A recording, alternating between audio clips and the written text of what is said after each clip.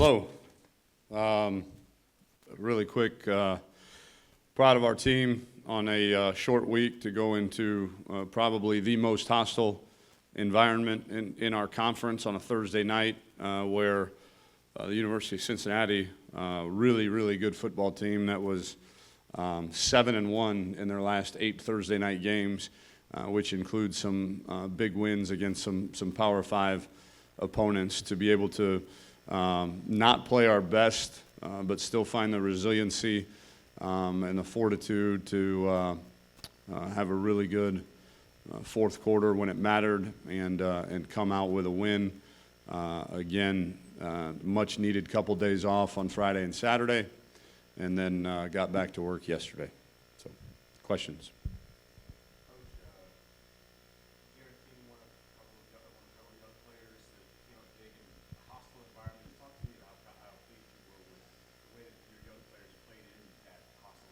Yeah, again, I've said that you take a look at the true freshmen that are playing for us right now. You're talking Manville High School, Katy High School, Westfield High School.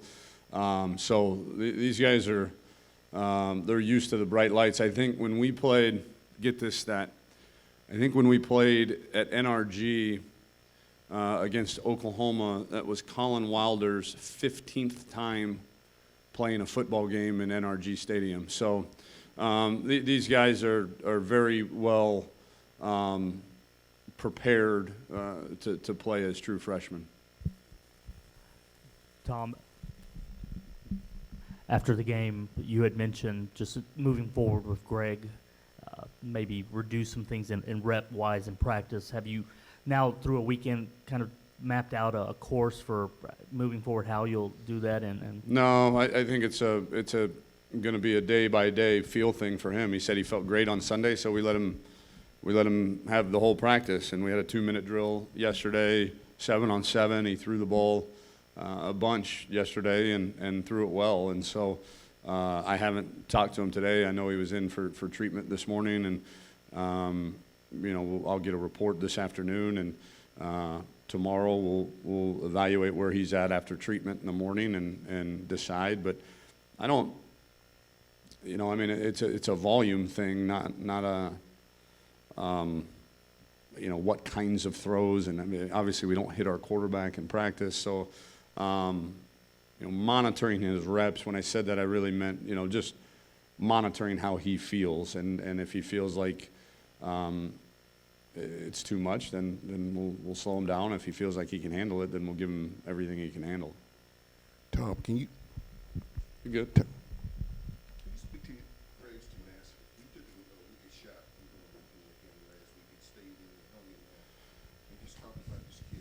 Yeah, he's one of the best competitors I've ever been around, and I think he's taken a lot of big hits in his day, and so I think once he got hit and the shoulder, did it hurt the shoulder? Yeah, but did his arm fall off? No. Was he able to throw another pass? Yes, and I think that kind of gave him some confidence, like, hey, all right, what these doctors and coaches have been telling me is true.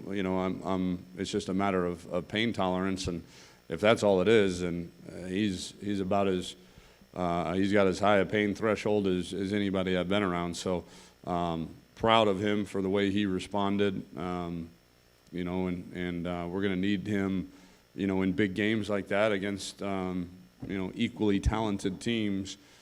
We're going to need him to, he's going to get a hit, and he knows that, and it's part of the deal. And he does a great job of accepting that role.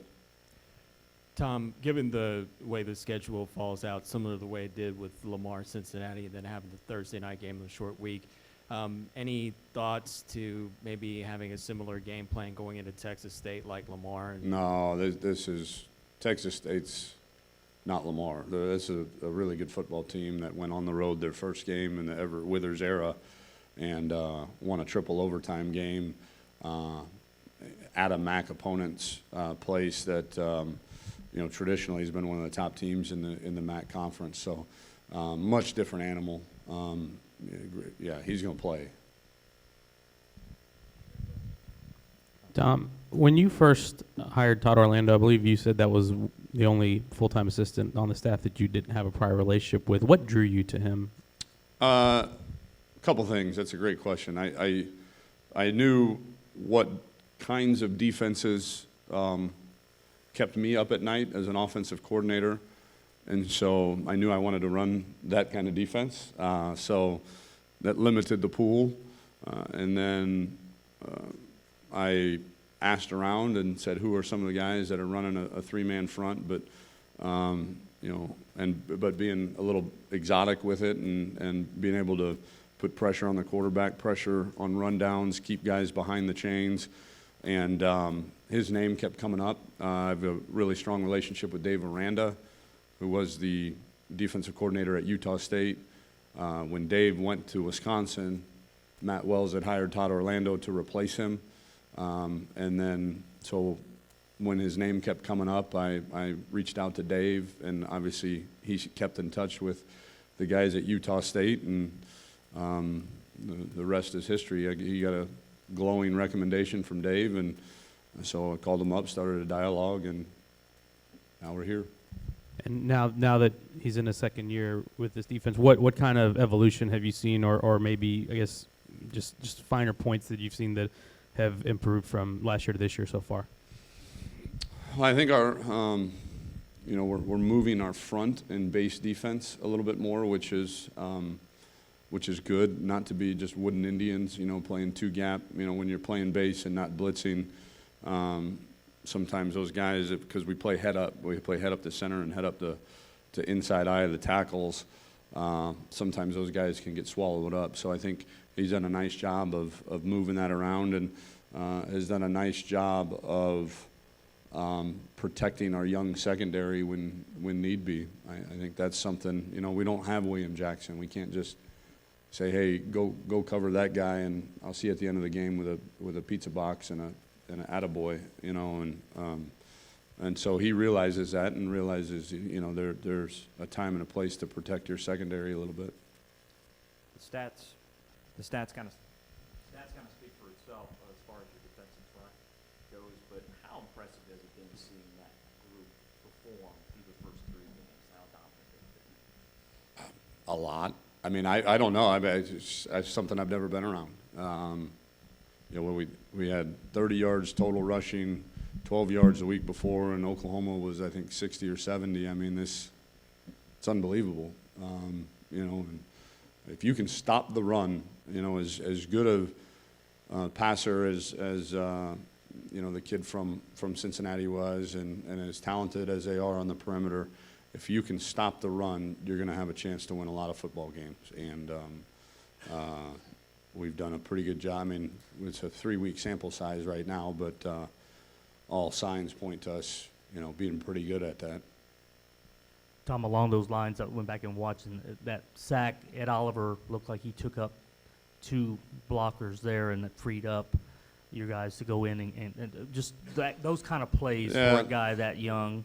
Well, that and I think, last year everybody wanted to know, well, why does B.J. Singleton, why does Tommy Mark, why aren't they showing up in the stat sheet? Well, it's kind of the nature of the defense. It's if they're taking up 2 blocks, then somebody's free. And so I think Ed understands that. Ed's commands that kind of attention. It's really, really, really, really hard to block Ed one-on-one over and over again. So I think that's just kind of the way our defense is kind of patterned.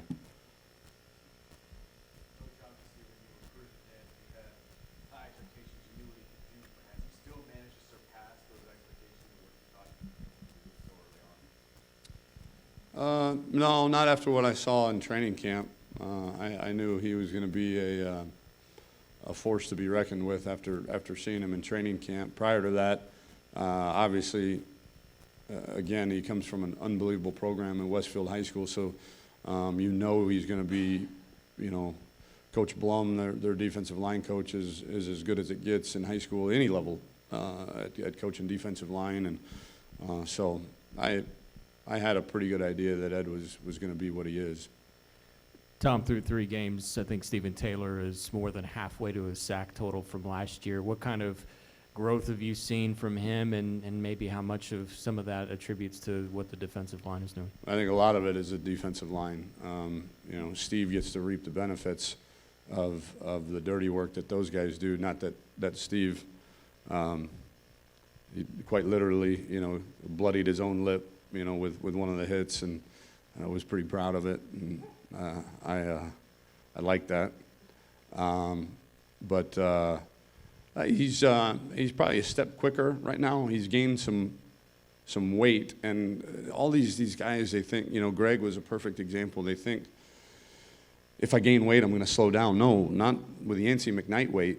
No, Yancey McKnight weight is strength. It's muscle. It's explosion. It's power. And so I think Steve bought into that. He gained weight and gained strength, explosion, and power. And so I think he's a step quicker.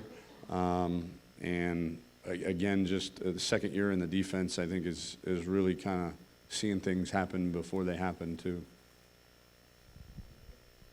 Tom, you got cross paths with Everett at Ohio State, correct?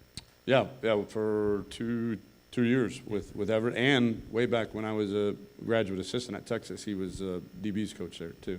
I guess what is the nature of your relationship with him? I consider him a close friend. His wife and my wife are really close friends. They got to know each other quite a bit in Columbus and continue to talk to this day. We were excited when Everett had the opportunity to move back to the great state of Texas, and excited to see him off to a good start. Obviously, the Arkansas game didn't turn out the way he wanted, but to go on the road against a really good opponent like Ohio University and come out with a win, I think shows that his players are already believing in and buying into his way of doing things. And so, no, we're good friends, and our wives are even better friends. And from a similarity standpoint, how much do you see from afar in his program compared to other guys who have worked under under Urban? Sorry. Similar, yeah. Again, I don't know the day-to-day. I don't know the mantras and all of that, but I see a team that plays really, really hard and really physical. And, even though they're a spread offense, much like us, they're going to run the football first. And they're going to try to pressure you in the backfield on defense. So the film is the only barometer I have to go off of, and I know they play really hard and really physical. Tom, I'm not sure if things change a lot from year to year, but any concerns about Adrian Mays and the company secrets here? Absolutely. Yeah, no, that'll be a big challenge for us. We're having to change everything, every signal, every call, every check, so that'll be it's a booger, because you're trying to get ready to win a game, but yet you're having to spend this inordinate amount of time to mask what you're doing, because Adrian wouldn't be a good coach if he didn't know what was going on. And so it's not a matter of are we changing the plays? It's just a matter of what we're calling them and how we're communicating them, how we're signaling them. Tom, right here.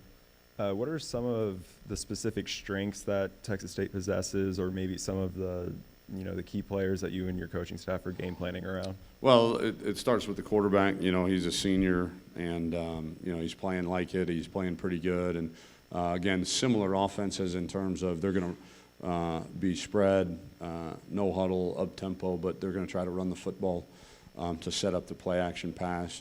And then on defense, I think they're similar to Oklahoma in terms of they're going to be a three-man front, but they're Sam linebacker / nickel / field outside linebacker, whatever you want to call him. He is very involved in the run game, and so they really have 7 guys around the line of scrimmage, or at least around the football most of the time. So it's going to be tough sledding to run the football until we soften them up, I would think, a little bit. Tom, when was the decision made to put De'Aaron King back at punt returner? Do you foresee that continuing, and is this just kind of a manifestation of trying to get him more involved? Yes, on all of the above. I think One was to, Stephen Dunbar's playing like 90 reps a game, and we can't, that's a product of some lack of depth, in the wide receiver room, other than Isaiah and Chance and Steve, really outside receiver, it's non-existent. So trying to limit Steve's reps as much as possible, and then Derek's an explosive guy. We gotta do a better job up front, but in terms of blocking for him. But I think if we can get him to, I think all of them were fair caught or hit the ground against. Oh no, one hit the ground, he picked it up and ran, I think 8 yards against Cincinnati. But other than that, their punter did a really good job hanging the ball up there, so he really didn't get an opportunity. But he's one of the most dynamic, explosive guys with the ball in his hands, and he's very reliable. So, if we're going to play him, if we're, not going to redshirt him, let's use him as much as we can. Coach, just wondering if you, I know it's down the road, but wondering if you saw the Louisville game and if anything maybe jumped out at you while you saw that game against Florida State. I actually didn't. I was, my son had a flag football game at what time was it? At 11, and then my wife dragged me car shopping. So I spent all day Saturday car shopping with my wife. So I didn't get to see much college football. Kind of liked it. Felt like a normal guy for once. Speaking of normal guys, you were out at in the Cy-Fair School District Friday night. How important is that for you to be out there to see the players and see the community, see Texas high school football on Friday night? Can you talk a little bit about that? I think any opportunity I get, I'm going to take it. Now, with the Saturday game, I'm not going to go out on a Friday night because we've got, meetings and whatnot in the hotel. But these Thursday night games, you're going to see me out on Friday nights as much as possible because, that's the lifeblood of our program. And, I tell our coaches all the time, the phrase I learned from Urban Meyer, there's probably 2 million guys in the country that can teach, quarters coverage or inside zone. But you want to make your mark on this staff, be an elite recruiter and be an elite developer of talent. Because at the end of the day, nobody cares about whether you can coach inside zone or if you can coach, a flood route or if you can coach a Mike Blitz cover 3. There's 2 million coaches in America that can do that. Go recruit and bring elite student athletes to the University of Houston, and then develop them once they get here. And so if I'm going to demand that of our assistant coaches, then I'm going to do my part as well in that recruiting. Tom, not to reveal your ballot, but I was just wondering what your take or consideration is when you see a North Dakota State of the FCS beat an FBS school. I say, don't schedule them, Hunter. That's what I say. As far as I had to live that. We played them at Iowa State, took us down to the wire our first year there, and I know after I left, I think they'd beaten them. I don't know why. I'm good. Don't schedule them, Hunter. That's what I think. But in terms of the balloting, I think they did get some votes in the A people. They were 28th. Is there be included? Shouldn't be included? Do you feel like does it matter what the division is? If you go in and you beat an FBS school and I know they. I don't know. They beat the 13th ranked team in the country at their place. But I don't know. I guess the rules say that they can, but then can an FBS school be voted into the FCS because they have their own rankings too? So I don't know. It goes back to I remember when Steve McNair was playing at Alcorn State and the whole debate on whether he's eligible to win the Heisman and all that stuff, and because 1AA has their own the Walter Payton Award, and so. I didn't give it much thought. If it's permissible, then I think, then they should be included as one of the top teams in the country. Now, what slippery slope does that put you down? I'm not quite sure. I hadn't given it much thought. But don't let me repeat that. Don't schedule them. Tom, what were your thoughts on the performances of Howard Wilson and Jeremy Winchester in the Cincinnati game?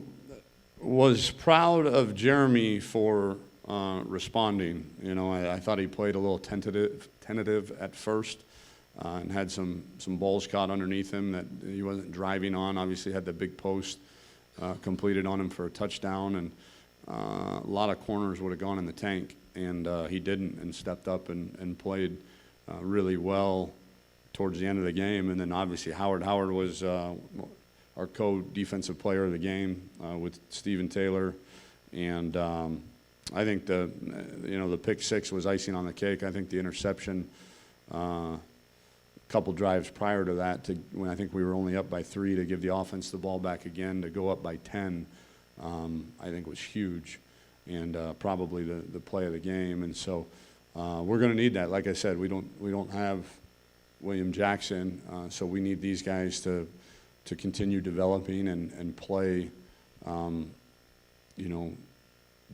to the maximum of their abilities right now.